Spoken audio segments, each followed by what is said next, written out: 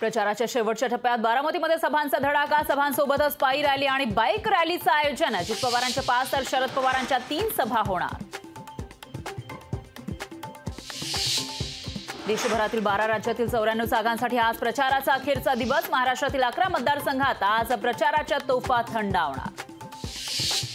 निवडणुकीच्या प्रचारामध्ये नेत्यांकडूनच नियमांचं उल्लंघन, नाना पटोलेंनी वाहतुकीचे नियम पायदळीत उडवले। रवींद्र धंगेकर यांच्या प्रचारासाठी हेल्मेट न वापरताच काढली बाईक रॅली।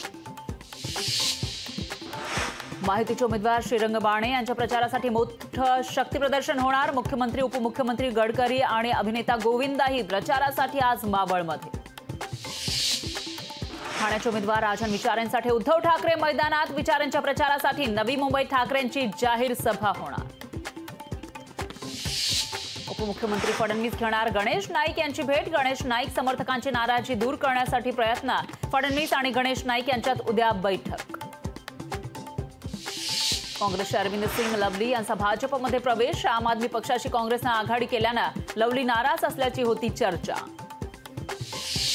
महिलेच्या अपहरणाप्रकरणी जेडीएसचे कर्नाटकचे आमदार एच.डी. रेवण्णांना अटक। रेवण्णा यांचे पुत्र प्रज्वल याच्या विरोधातही लैंगिक शोषणाचे गुन्हे दाखल।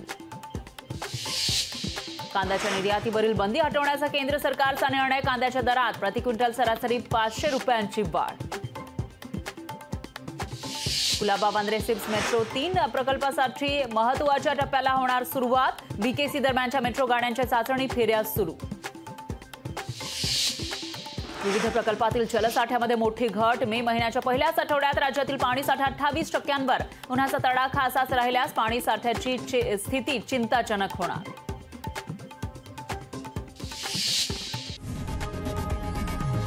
लोकशाही मराठी ऐका, पहा, जागरूक रहा।